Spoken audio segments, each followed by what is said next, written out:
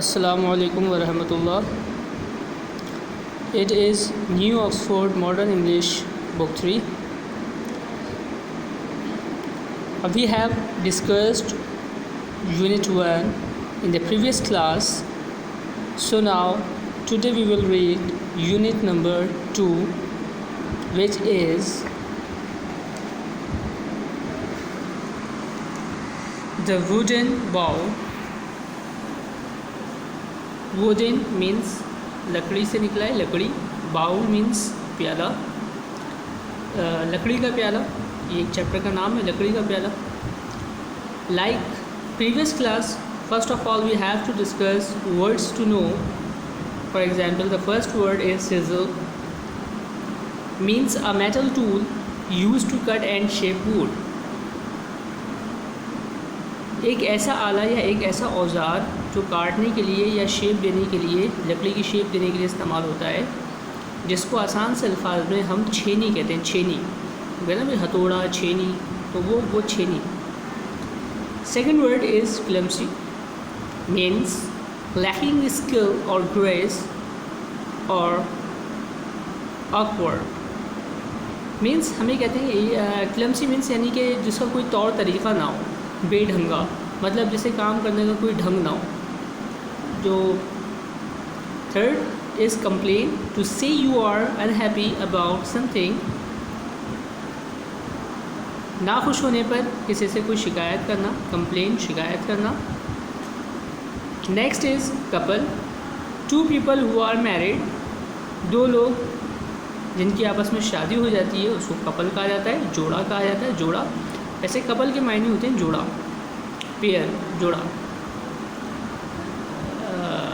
Couple means ठीक है, two people who are married, यानी कि वो लोग जो मैरिड हो जाते हैं उसको कपल कहते हैं.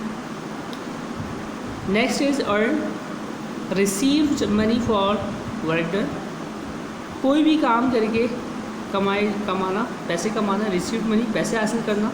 फॉर वर्क डन, कोई काम करके पैसे हासिल करना. Fetch, to go after and brings back something or somebody. अच्छा, यहाँ आपको एक बात बताऊँ, एक वर्ड आपने पढ़ा होगा गो. गो का मतलब होता है जाना, और फेच का मतलब होता है लेकर आना. लेकर आना, to go after and bring something, लेकर आना, किसी चीज़ को लेकर आना. Nod off, to go to sleep, सोने चले जाना, सोना. नोड ऑफ, सोना. Let's start this chapter. Once upon a time, in a small town in Germany, there lived a man called Kurt. एक दफ़ा का जिक्र है कि एक जर्मनी के एक छोटे से कस्बे में एक शख्स कर्ट नामी रहता था. He lived his son Manfred and his daughter-in-law Thekla. वो जो कर्ट नामी शख्स था वो अपने बेटे के साथ रहता था जिसका नाम मैनफ्रेड था, और अपनी बहू के साथ रहता था, डॉटर इन लॉ, बहू के साथ रहता था जिसका नाम थिकला था. They all shared a little old house at the end of quite street in the middle of the town. कह रहे हैं कि उनका जो घर था वो दे ऑल शेयर्ड, वो सब जो है एक ही घर में रहते थे जो एक गली के वस्त में था. इसके बाद कहा जा रहा है, Manfred was a carpenter and spent all his time in a workshop next to the house. उसके घर के बराबर में उसका एक वर्कशॉप था जहाँ पर वो बढ़ई का काम किया करता था, जिसको हम कारपेंटर कहते हैं, जो लकड़ियों का काम करने वाला शख्स होता है, उसका काम किया करता था. He had learned carpentry from his father, who had been a famous carpenter in his days. उसने बढ़ई का काम अपने वाले साहब से सीखा था, और उसके वाले साहब उन दिनों में बहुत अच्छा काम किया करते थे, बहुत मशहूर कारपेंटर थे, और उन्होंने उसी से अपने बेटे को अपना काम सिखाया था. Kurt had taught his son well, taught सिखाया, कर्ट ने बेहतरीन काम सिखाया था अपने बेटे को. And the son earn good living, और फिर लड़का बहुत अच्छे पैसे कमा रहा था. He made furniture for the people of the town, और वो कस्बे के लोगों के लिए फर्नीचर तैयार करता. And from time to time he did some carving, और फिर कुछ कभी कभार वो कुछ चीज़ों को तराशता भी. तराशना मतलब घिसना, घिसाई करके किसी चीज़ को बनाना, ये भी एक हुनर होता है, एक फ़न है तराशना. कार्विंग तराशना। नेक्स्ट, द यंग कपल, ये जो जोड़ा था, शादीशुदा जोड़ा था, यानी कि जिसकी बात की जा रही है मैनफ्रेड और उसकी जो बीवी है थेकिला, उसकी बात की जा रही है। हैड अ सन कॉल्ड विल्हेलम, इनका एक बेटा था जिसका नाम विल्हेलम था। फिर कहा जा रहा है the boy like to sit in the workshop and watch his father, बेटा पसंद करता, अपने वर्कशॉप में बैठना पसंद करता और अपने फादर का काम देखना पसंद करता वहाँ जाकर। एज ही ग्रू ओल्डर, और फिर जैसे वो बड़ा हुआ, he help his father by fetching and carrying things, वो मदद करता अपने वाले साहब की चीज़ें लाने में, उठाने में। He learn to clean the tools and to take care of them, उसने सीख लिया था कि टूल्स को, औजारों को किस तरह से साफ़ करना है और उनकी किस तरह से केयर करनी है। He learned how to use a saw and a hammer and a chisel. He learned, वो उसने सीखा, how to use, किस तरह इस्तेमाल किया जाता है, a saw, एक आरी को, आरी जो काटने के लिए इस्तेमाल होती है, and a hammer, हथौड़े को, and a chisel, और एक छेनी को। उसने हथौड़े, छेनी और आरी का इस्तेमाल सीख लिया था। And his grandfather taught him to carve wood into wonderful shapes, और उसके दादा ने भी उसको सिखाया था लकड़ी को तराशना, लकड़ी को घिस कर नई चीज़ें बनाना, बहुत ज़बरदस्त अंदाज में उसको सिखाया था। द ग्रैंडफादर, मुख्तलिफ़ अशकाल लकड़ी को तराश कर मुख्तलिफ़ चीज़ों की शक्लें बनाना उसके ग्रैंडफादर ने, दादा ने उसको सिखाया था। The grandfather was very old now, अब जो फादर थे, वो ग्रैंडफादर थे, वो बहुत ज़्यादा बूढ़े हो गए थे। And getting older every day, और दिन ब दिन ज़ईफ़ होते जा रहे थे।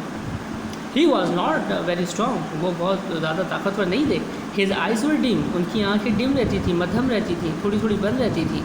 And he could not see well, और उनको थोड़ा सही नज़र भी नहीं आता था। समटाइम्स हिज हैंड शूक्स, बाज़ों का तो उनके हाथ भी कप आते थे। And sometimes he sat in a chair and nodded off, और बाज़ वो कुर्सी पर बैठते ही सो जाया करते थे। इन द इवनिंग, शाम में, when they all sat down to the dinner at the table, जब वो लोग सब शाम में रात का खाना खाने लगे, Manfred and Thekla used to get angry with the old grandfather, यानी कि मैनफ्रेड और थेकिला जो थे वो ग्रैंडफादर से नाराज़ होने लगे। ही वॉज स्लो एंड क्लेम्सी, क्योंकि वो सुस्त थे, एंड क्लेम्सी, और उन्हें खाने का ढंग भी सही नहीं था, यानी कि खाना कभी कभार खाते खाते गिरा भी देते थे। Sometimes he broke a glass, बाज़ औक़ात वो गिलास तोड़ते। Sometimes he dropped a spoon, बाज़ औक़ात वो चमचा गिरा देते खाने की टेबल से। And sometimes he spilled soup on his clothes, और बाज़ औक़ात वो खाने का शोरबा वगैरह जो होता है वो भी अपने कपड़ों में गिरा लिया करते थे। He was an old man after all, आखिरकार वो ज़ईफ़ भी तो हो चुके थे। One day during the evening meal, one day एक दिन खाने के दौरान, the old man dropped his plate on the floor, बूढ़े आदमी से प्लेट जो है वो ज़मीन पर गिर गई। क्रैश, टूट गई, आवाज़ आई। It's smashed into 100 tiny pieces, और वो जो है कई टुकड़ों में तकसीम हो गई। And the food fail over the place, और फिर खाना जो था वो ज़मीन पे बिखर गया। Thekla and Manfred began to clean up the floor, उन्होंने वो फ्लोर जो था, फर्श जो था, उसको साफ़ किया। बट हाउ एंग्री दे वर, लेकिन वो कितने नाराज़ थे इसका अंदाज़ा भी नहीं किया जा सकता। After that accident they bought him a cheap wooden bowl from the market, और जब ये वाक़या हुआ तो उसके बाद वो उसके बेटे और बहू जो है उसके लिए एक लकड़ी का प्याला ले आए मार्केट से, बाज़ार से। And gave him his dinner in that, और फिर उसको खाना उसके अंदर देने लगे। They made the old man sit by himself in the corner of the room to eat his food, और उसको, और बूढ़े आदमी को, दादा को, बच्चे के दादा को तन्हा कमरे में किसी कोने में खाने के लिए बिठा लिया करते थे। द ओल्ड मैन, यानी कि अपने साथ खाना भी नहीं खिलाते थे, क्योंकि उनको खाने का ढंग नहीं था, चीज़ें गिराते भी थे, सालन भी गिरा लिया करते थे या दूसरी चीज़ें भी गिरा लिया करते थे। तो इस वजह से जो है वो उनको ये चीज़ नागवार गुजरती थी, तो इसलिए उन्होंने अपने फादर के लिए प्लेटें भी तोड़ते थे, बर्तन भी तोड़ते थे। तो इसलिए लकड़ी का प्याला ला के दे के कोने पे अलग करके बिठा लिया कि आप यहाँ खाया करें, यानी कि अपने साथ मेज़ पर नहीं खिलाते थे। The old man was sad, आदमी जो ये सब देखकर बहुत ज़्यादा अफसरदा हुआ। ही कीप क्वाइट, लेकिन वो खामोश रहा। एंड डिड नॉट कंप्लेन, और कोई शिकायत नहीं करी। One evening not long afterwards, एक शाम कुछ ज़्यादा अर्सा ना गुजरा था, Thekla and Manfred had finished work for the day and were preparing the evening meal. उन्होंने अपना काम ख़त्म किया दिन का और शाम का खाने की तैयारी करने लगे। When the meal was ready, जब खाना तैयार हो गया, they called for Wilhelm, उन्होंने अपने बेटे विलहेल्म को बुलाया। They looked in his room, but he was not there, उन्होंने अपने बेटे को कमरे में देखा लेकिन उसको वहाँ पाया नहीं, यानी कि बेटे को बुलाने के लिए गए तो बेटा कमरे में नहीं मिला। Where could that boy be, ये लड़का कहाँ हो सकता है? आज थिकेला ने अब कहा कि ये कहाँ हो सकता है। Manfred had no idea, Manfred कह रहा है मुझे तो कोई आइडिया नहीं है, मेरा नहीं ख्याल कहाँ है। He asked the old man if he had seen Wilhelm, but the old man shook his head, उन्होंने कहा कि शायद दादा को पता, उन्होंने पूछा तो उन्होंने भी सर हिला दिया और मना कर दिया कि मुझे नहीं मालूम। Thekla and Manfred became a little worried, अब उनको थोड़ी सी परेशानी हुई कि हमारा बेटा कहाँ चला गया। Looked out on the street, गली में देखा, but Wilhelm was not there, लेकिन विलहेल्म वहाँ नहीं था। Then they saw light on in the workshop, लेकिन फिर उन्होंने अपने वर्कशॉप में लाइट जलती हुई देखी जो घर के बराबर में ही बनी हुई थी workshop. They went to look, वो वहाँ उसको देखने के लिए गए। They stepped into the workshop and found their son sitting on the floor. He was cutting a small block of wood and working as hard as he could. वो workshop में दाखिल हुए और वहाँ पर अपने बेटे को मौजूद पाया, वो ज़मीन पर बैठा हुआ था। ही वॉज कटिंग, वो काट रहा था, स्मॉल ब्लॉक ऑफ वुड, वो एक लकड़ी का पीस काट रहा था छोटा, एंड और काम कर रहा था और सख्त मेहनत कर रहा था जितनी वो कर सकता था। हियर यू आर, अरे तुम यहाँ हो, सैड थिकेला, थिकेला ने कहा अरे तुम यहाँ हो। व्हाट आर यू मेकिंग सन, बेटा तुम क्या बना रहे हो? मदर ने पूछा उसकी, आस्क्ड मैनफ्रेड, फादर ने पूछा उसके तुम क्या बना रहे हो बेटा? Wilhelm put down the block of wood and the chisel, Wilhelm ने लकड़ी का प्याला नीचे रखा और छीनी नीचे रखी। He looked at his parents, उसने अपने वालिदैन को देखा।